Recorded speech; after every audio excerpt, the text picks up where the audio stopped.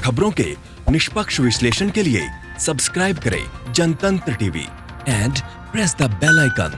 Never miss any update. Delhi के मुख्यमंत्री अरविंद केजरीवाल क्या कुछ कह रहे हैं, आइए सुन लेते हैं। उन देशों से जहां पर कोरोना ज्यादा फैला हुआ था 35,000 लोग दिल्ली आए। इन लोगों को एयरपोर्ट पे स्क्रीन करते थे, देखते थे कि बुखार है क्या। कुछ चंद लोग जिनको बुखार था उन्हें आरएमएल सफदरजंग में भर्ती कराया और बाकी सबको घर भेज दिया। कुछ लोगों को क्वारंटाइन किया था, लेकिन अमूमन 35,000 लोगों को घर भेज दिया गया। जाहिर है कि ये जितने लोग अपने अपने घर गए उस टाइम, और ये सब उन दिनों कोरोना के बारे में जानकारी कम थी, गाइडलाइंस कम थी, ये सब लोग अपने अपने घर गए और जाहिर है कि एक से दूसरे को, दूसरे तीसरे को कोरोना फैलता गया। उन दिनों में तो टेस्टिंग किट भी अवेलेबल नहीं थी, उन दिनों में तो टेस्टिंग लैब भी नहीं थी, टेस्टिंग भी नहीं हो पाती थी। फिर लॉकडाउन हुआ और लॉकडाउन की वजह से लोग अपने अपने घरों में थे, इसीलिए कोरोना थोड़ा कम फैला। मई के अंतिम हफ्ते में जब लॉकडाउन खुलना चालू हुआ तो उम्मीद थी कि कोरोना थोड़ा फैलेगा, कोरोना थोड़ा बढ़ेगा। 15 मई के आसपास से हम देखते हैं कि दिल्ली के अंदर कोरोना बड़ी तेजी से बढ़ने लगा। जब लॉकडाउन खुला तो ऐसा उम्मीद थी कि कोरोना के केसेस बढ़ेंगे, लेकिन कोरोना के केसेस उम्मीद से कहीं ज्यादा तेजी से बढ़े और जून के पहले हफ्ते में आते आते, फर्स्ट वीक ऑफ जून में, दिल्ली के अंदर हमें बेड्स की कमी नजर आने लगी, टेस्टिंग की कमी नजर आने लगी, और बेड्स की कमी होने की वजह से जब कुछ लोगों को बेड्स नहीं मिल पा रहे थे तो मौत का आंकड़ा भी बढ़ने लगा। तब हमारे पास 2 ऑप्शंस थे। एक ऑप्शन था लॉकडाउन दोबारा लगा दिया जाए, हमने बहुत सारे लोग। दूसरा ऑप्शन था कोरोना से लड़ा जाए। जनता से पूछा, जनता का कहना था कि लॉकडाउन कब तक रहेगा, कभी ना कभी तो लॉकडाउन, आज नहीं तो कल, कल नहीं तो परसों, 1 महीने बाद, 2 महीने बाद लॉकडाउन तो खोलना पड़ेगा। तो निर्णय लिया गया कि कोरोना से लड़ेंगे, कोरोना से मिलकर सामना करेंगे, सारी दिल्ली के लोग मिलकर कोरोना का सामना करेंगे, कोरोना से युद्ध करेंगे। और तब यह पूरा प्लान बनाया गया और कोरोना से युद्ध में 5 हथियार तैयार किए गए। पहला हथियार, बेड्स की संख्या बढ़ाई गई। हमने देखा कि लोगों को कोई एक अस्पताल से दूसरे अस्पताल में दौड़ रहा है, दूसरे से तीसरे में दौड़ रहा है, बेड्स नहीं मिल रहे हैं, बेड्स की बहुत कमी है। मेरे पास रात रात भर फोन आते थे, मैं रात रात भर जाग के लोगों के लिए बेड्स का इंतजाम करता था। पिछले कुछ दिनों से फोन आने बंद हो गए हैं। पिछले 1 महीने में हमने दिल्ली के अस्पतालों में कोरोना के मरीजों के लिए बहुत बड़े स्तर के ऊपर बेड्स का इंतजाम किया है। हमने सबसे पहला निर्णय लिया कि दिल्ली के सारे बड़े अस्पतालों में कम से कम 40% बेड्स कोरोना के मरीजों के लिए रिजर्व कर दिए। दूसरा बड़ा निर्णय लिया, दिल्ली के कुछ एक चंद बड़े अस्पतालों को, प्राइवेट और सरकारी अस्पतालों को पूरी तरह से कोरोना अस्पताल डिक्लेयर कर दिया गया। तीसरा बड़ा निर्णय लिया, हमने कई होटलों को अस्पतालों के साथ अटैच कर दिया। तो अस्पताल में 100 बेड हैं, लेकिन होटल में 200 बेड और लग गए, तो उस अस्पताल के 300 बेड हो गए एक तरह से। इस तरह से अस्पतालों की कैपेसिटी बढ़ाई हमने।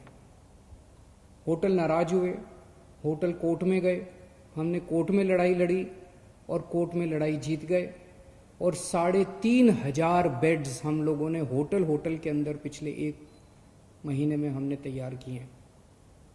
अब राधा स्वामी सत्संग ब्यास में 2,000 बेड्स और तैयार हो चुके हैं। 10,000 बेड्स बहुत जल्दी तैयार हो जाएंगे। बुराड़ी अस्पताल जो अभी कंस्ट्रक्शन चल रहा था, उसको टेम्पोरेरी बेसिस पे 450 बेड्स वहाँ तैयार कर दिए। तो पिछले 1 हफ्ते में पहला हथियार हमारा ये था, कोरोना के खिलाफ युद्ध में हमारा पहला हथियार था कि बेड्स की संख्या बहुत बड़े स्तर पे बढ़ा दी जाए। जून के पहले हफ्ते में दिल्ली में अस्पतालों में बेड्स नहीं मिल रहे थे। आज कोरोना के जितने बेड्स हैं, 13,500 बेड्स हैं दिल्ली में, जिसमें से 7,500 बेड खाली पड़े हैं। केवल 6,000 बेड्स ऑक्यूपाइड हैं। अभी बेड्स की फिलहाल कमी नहीं है, प्राइवेट में भी और सरकार में भी। लेकिन हमें हाथ पे हाथ रख के नहीं बैठना। अभी आगे का भी हम इंतजाम कर रहे हैं। और भी बेड्स खाली पड़े रहे बेड्स, लेकिन बाई चांस कल को कोरोना बढ़ गया तो उसकी तैयारी करनी है, इसीलिए और भी खूब बेड्स का हम इंतजाम कर रहे हैं। दूसरा हथियार हमारा था टेस्टिंग एंड आइसोलेशन। जून के पहले हफ्ते में हमने देखा कि लोगों को टेस्टिंग करने के लिए धक्के खाने पड़ रहे थे। कुछ टेस्टिंग लैब्स ने गड़बड़ करनी चालू कर दी। पॉजिटिव को नेगेटिव दिखा देते थे, नेगेटिव को पॉजिटिव दिखा देते थे। उन लैब्स के खिलाफ एक्शन लेना पड़ा और हमने कई सारे कदम उठाए।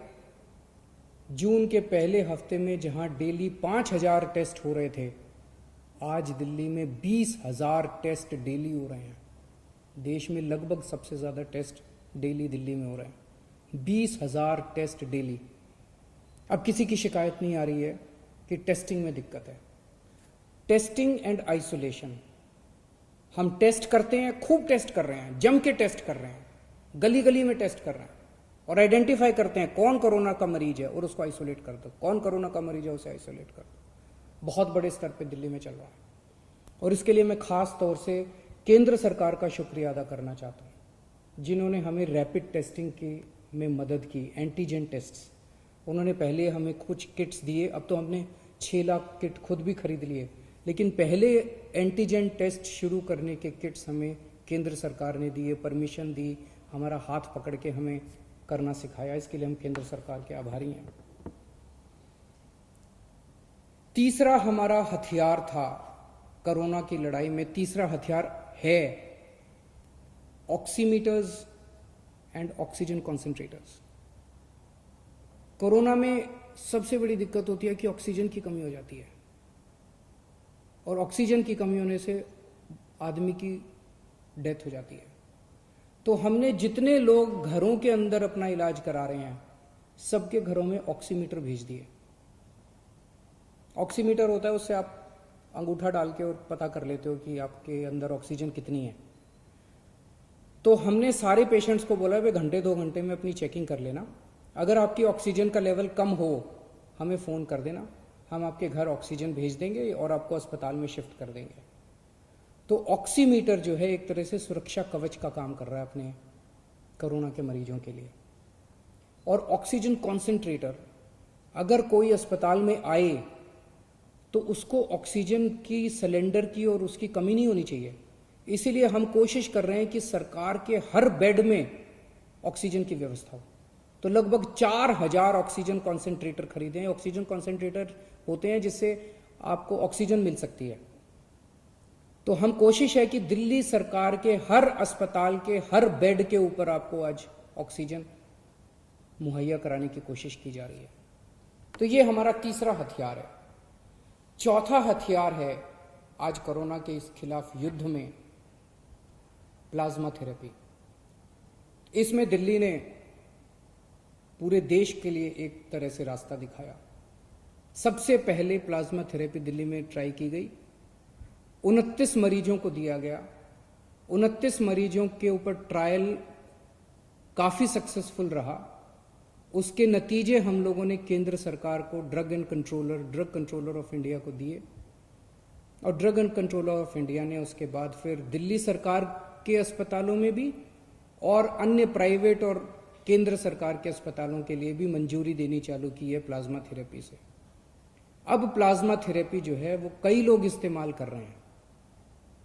जो पेशेंट बहुत सीरियस हो जाते हैं, वेंटिलेटर पे चले जाते हैं या मल्टी ऑर्गन फेलियर हो जाता है, उनके ऊपर तो प्लाज्मा थेरेपी ज़्यादा काम नहीं करती, लेकिन मॉडरेट पेशेंट्स को की हालत को और ख़राब होने से बचाती है प्लाज्मा थेरेपी।